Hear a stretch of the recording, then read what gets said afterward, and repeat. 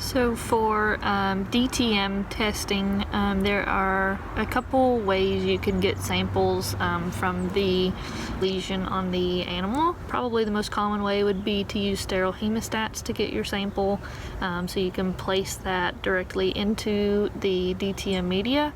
Another way would be to use like a toothbrush if you had the plate instead of like the tube. It's not easy to get the sample off of the toothbrush into the tube. So for this video I will demonstrate how to use sterile hemostats. An animal can present multiple ways that would lead you to do fungal testing. You're going to have some plaques, flaky, crusty areas, some alopecia, pustules, and things like that. So we're going to be doing a DTM culture on my dog's skin. We're going to go ahead and clean and prep the area with some chlorhexidine scrub. She has some areas of hair loss and darkening of her skin around here, so we're going to clean that.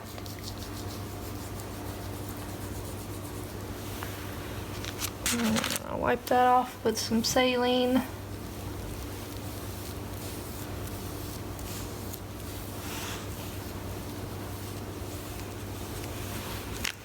And our sterile hemostats, we're going to go ahead and get some hair and flakes.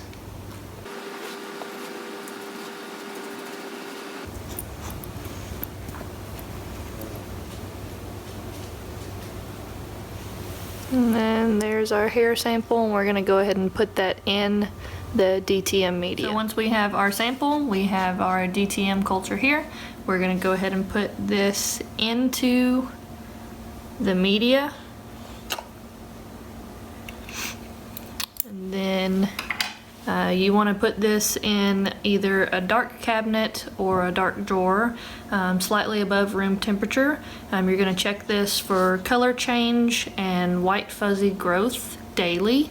If you get a color change and no growth, then that is a contaminant. If you get a different kind of colony growing with no color change, then that's also probably a contaminant. If you get a color change with the white fluffy growth at the same time, then you want to take cellophane tape that is clear, get a sample of the colony, and then put that under a cotton blue stain and look at that under microscope to actually confirm dermatophyte. Okay, so after the 7 to 10 days, we have some white fuzzy growth here. We're going to go ahead and take a sample of this with some clear cellophane tape. Try to get the sticky side on.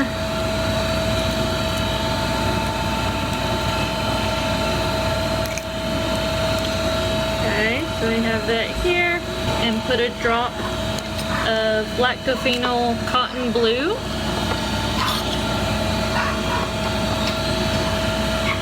Directly onto the slide. We have that there, and then we're going to put our fungal sample straight down on that stain, and then we'll examine that microscopically.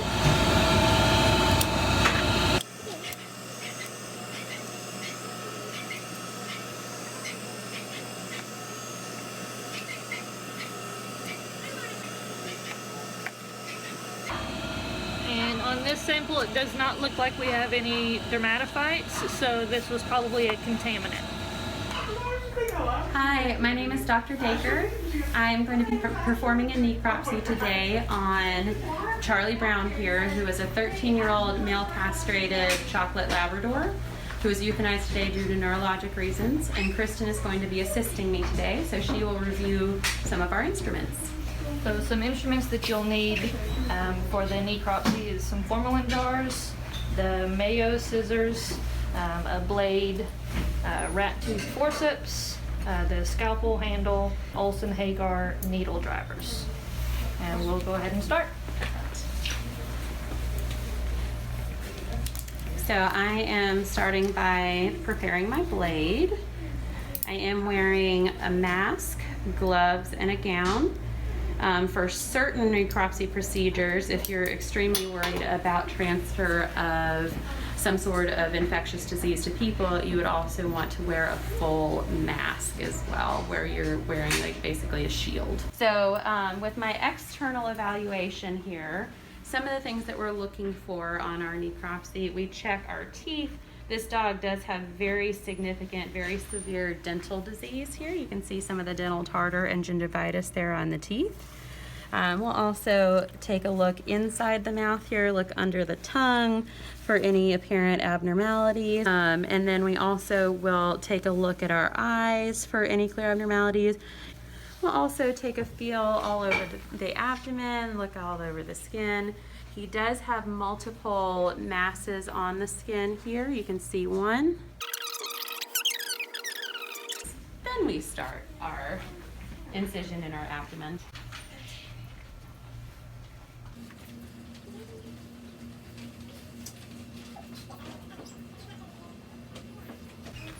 So let me get my forceps here.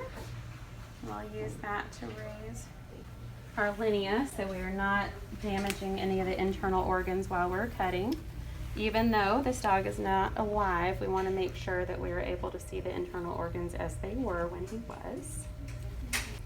And your indications for doing a necropsy on a dog or a cat would be to look, in some cases you're looking for reasons that they died suddenly, if they were already dead when they came in. Or sometimes you're looking for the cause of some sort of illness that they had, whether it's long-term or a short-term illness.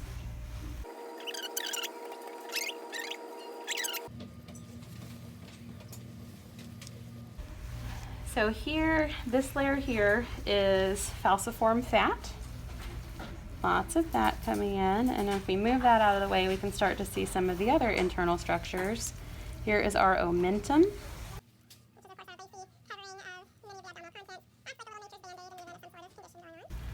Here is our spleen. And this one, I'm not sure if it's as visible via the video, but there are a few nodules here where I can feel some roughened texture here to the spleen. And here is our liver. Oh, and our liver does look like it has some fairly significant abnormalities. It doesn't look like an obvious large tumor, but this is definitely an area where I'd want to get some tissue. Here's our stomach right here. And our gallbladder, which is pretty large. So here is our intestine. This is our small intestine.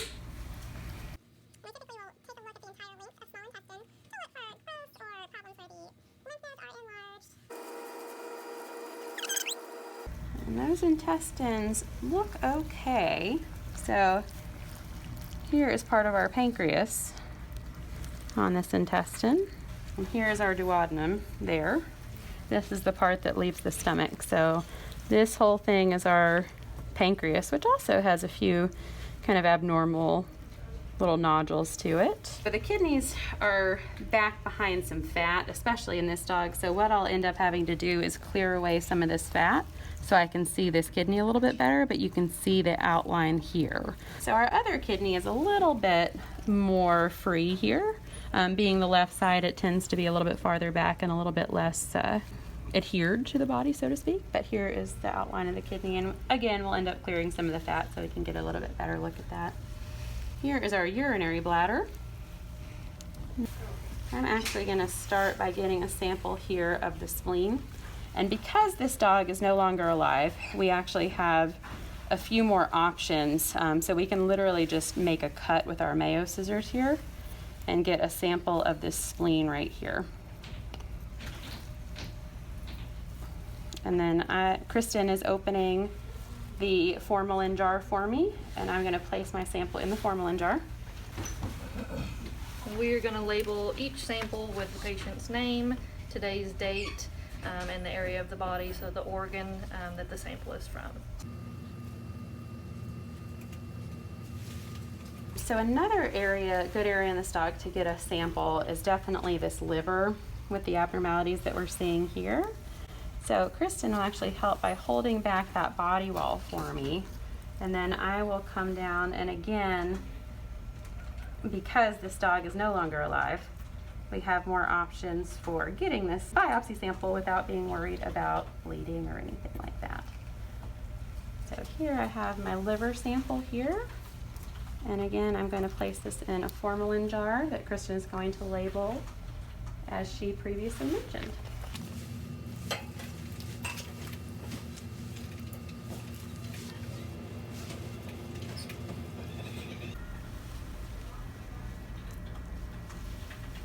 I'm actually going to get a sample of the intestines, because these intestines, they feel okay, but maybe just a little bit thick here.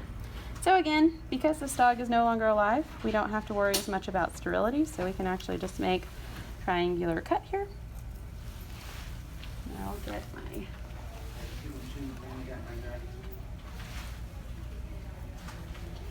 and I'm trying to be very careful about my tissue handling so I don't damage the tissue in the sample. Getting that. Perfect. So we will actually continue with examining, getting samples of these various places. Typically we'll get samples potentially of some of these masses on the outside, especially if they're one that we were worried about being a problem. And then we would keep going, as I mentioned, looking in the chest at the lungs and the heart and other areas as well. Often we'll get an eye, some other things to look at, but this would be our start for our necropsy here. Okay, so we are going to perform a vaginal cytology here. We have our sterile swab, our sterile saline, and then our syringes that we're going to moisten the swab with and then clean the vulva. I know. We're gonna get some saline here to rinse the vulva.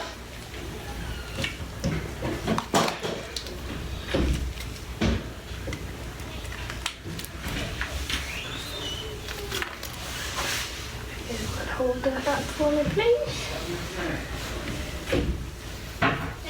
Thank you.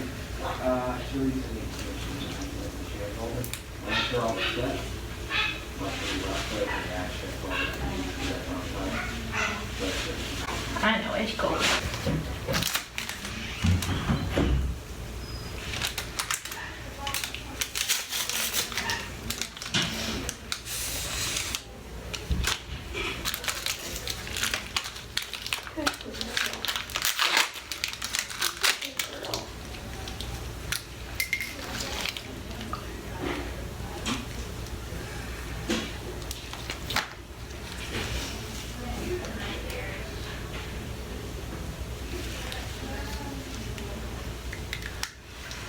Alright, now you want to get the vulva, and you're going to insert the swab at least at a 45-degree angle, and then horizontally. It's okay.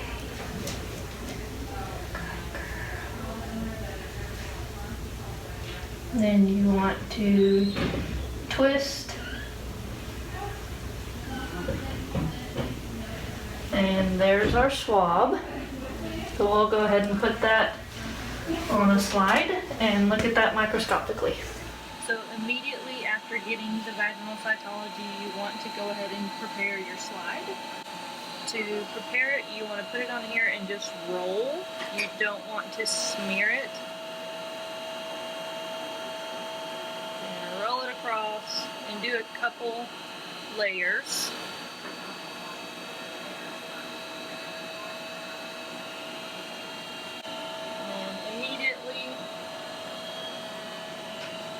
Dip it 5 to 10 times in our fixative.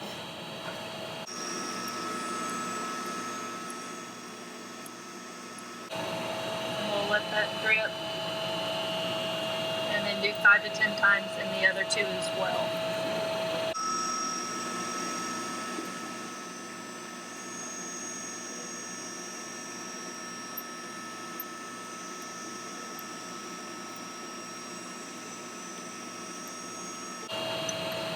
After staining you want to take it over to the sink and rinse it with some water, and then you can look at that under the microscope to determine which stage of estrus we're in.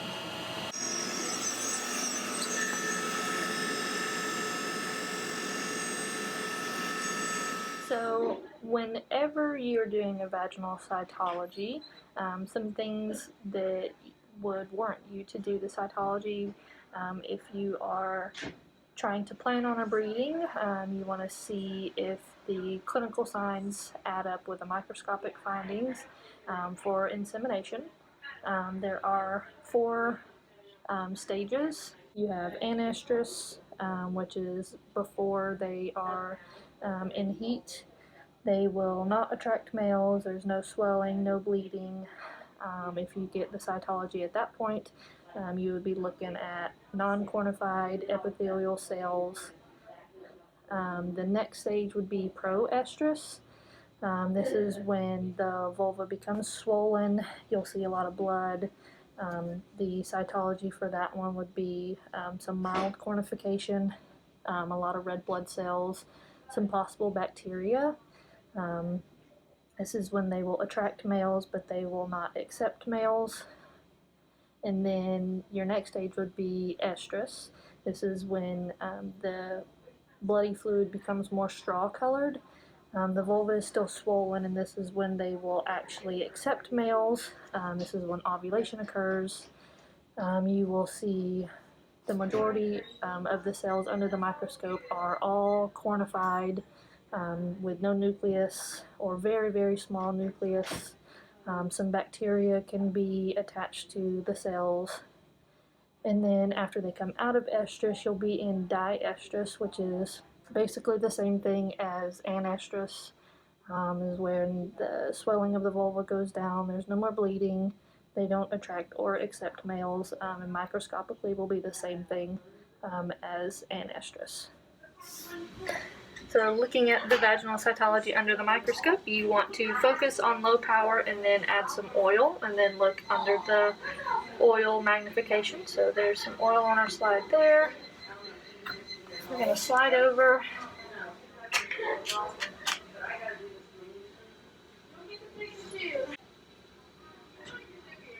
It looks like we do have a lot of epithelial cells.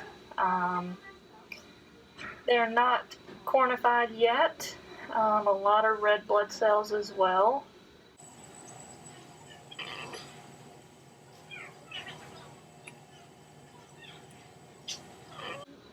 The clinical signs for this patient do match up with the microscopic findings. She is in proestrus, so she is in the bleeding stage of her heat, where her vulva is swollen. She's got a lot of frank blood, and these cells that are non-cornified with a lot of red blood cells on the cytology definitely confirm that. So she is in proestrus.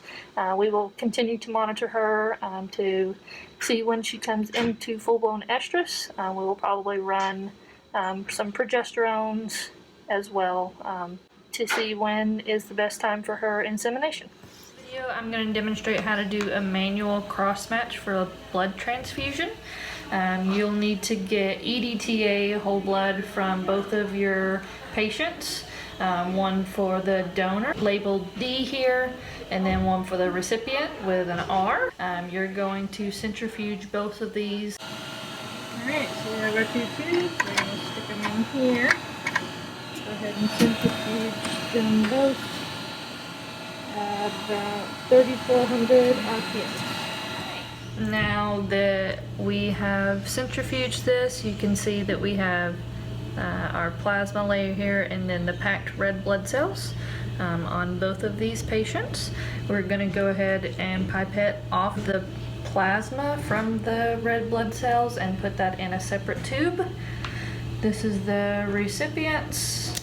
So I've got a tube labeled recipient plasma here. Take our pipette.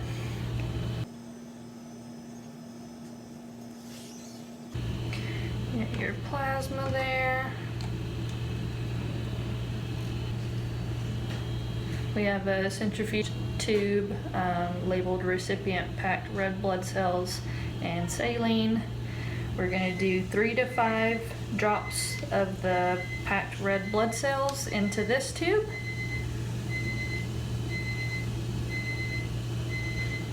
One, two, three.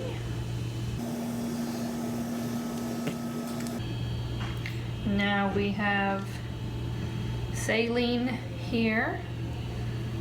We're gonna do 5 to 10 mLs of saline added to the red blood cells in here. Go. And that'll show you there's 5 mLs in there. Now we're gonna do the same thing for the donor. So we have the donor plasma and red blood cells, and then the tube here for the donor plasma.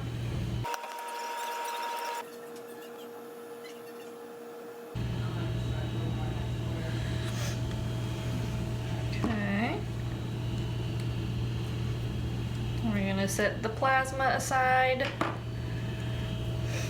Now we're gonna get 3 drops of his packed red blood cells, put it in his tube that is labeled donor.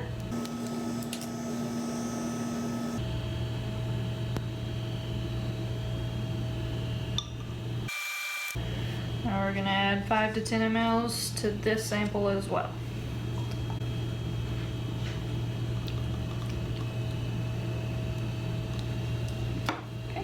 So there's 5 mLs in there. Now at this point we're going to centrifuge both of these for 2 to 5 minutes and then we'll come back. Okay, so after our samples are centrifuged, we're going to pour off the supernatant, resuspend the red blood cells in some more saline, and then centrifuge that at least 3 times or until the supernatant comes back clear.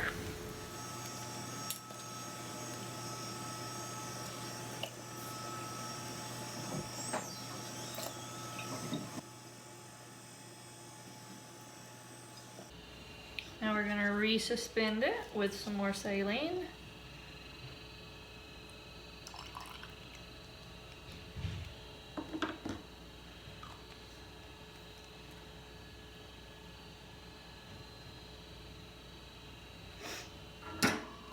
We'll do the same for the donors.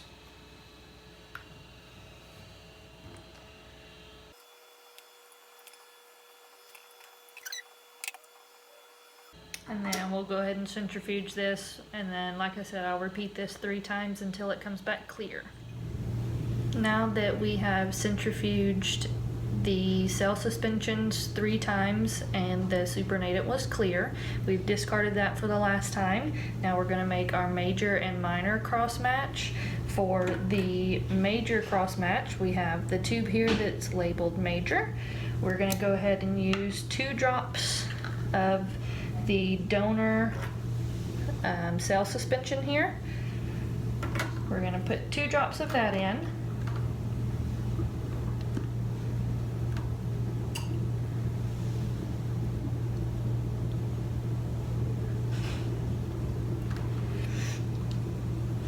And then to that, we are going to add 2 drops of the recipient plasma.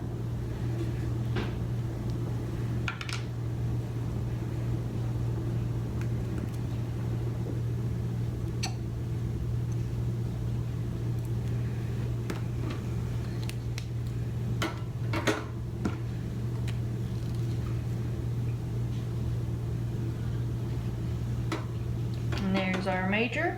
And we're going to do the minor cross match as well with the tube labeled minor. We're going to do 2 drops of the recipient cell suspension here.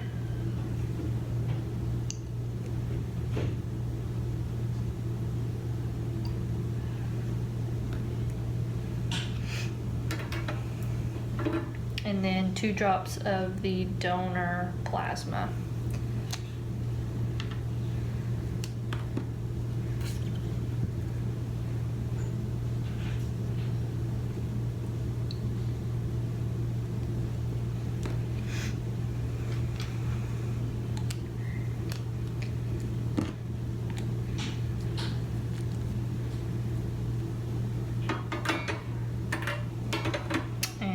that is our minor cross match. For our controls, we have 2 tubes, one labeled donor control, one with the recipient control. To each of those tubes, we're going to add 2 drops of plasma and 2 drops of the packed red blood cells for each.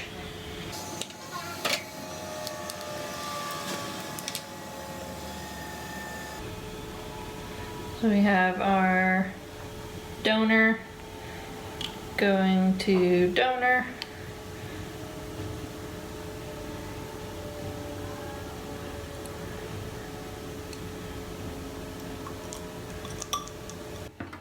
And then the donor's plasma as well is going to go in here, 2 drops.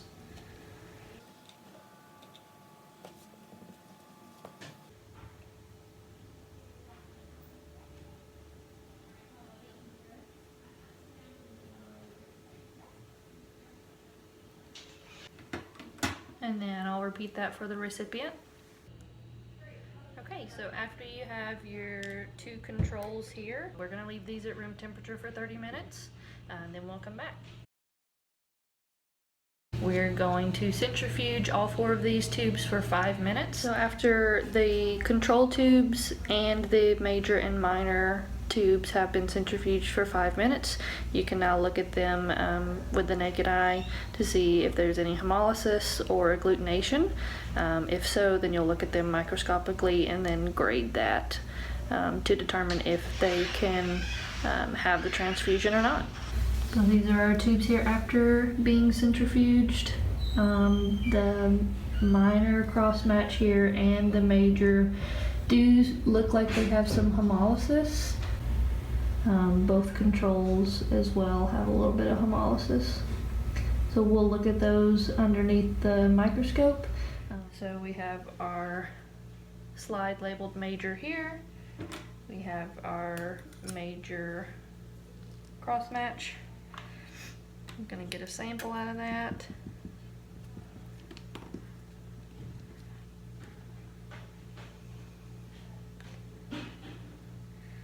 Put a drop on the slide, and then we'll look at that microscopically.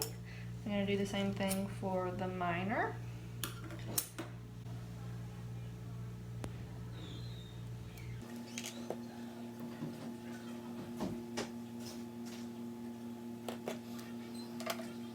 And there's our sample, and we'll go ahead and look at that under the microscope. Okay, to look at these slides microscopically, we're going to go ahead and put these on here. I'm looking at the major first.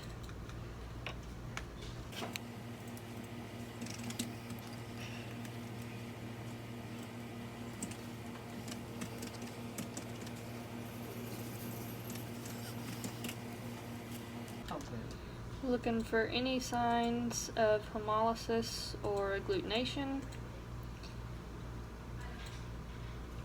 Not seeing agglutination.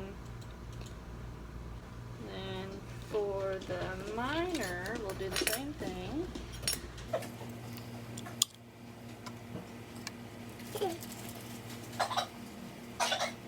The minor does have slight agglutination. I'm seeing a couple clumps here. I would grade this agglutination a 2. So based on these results, the donor and the recipient are probably not good candidates to go together.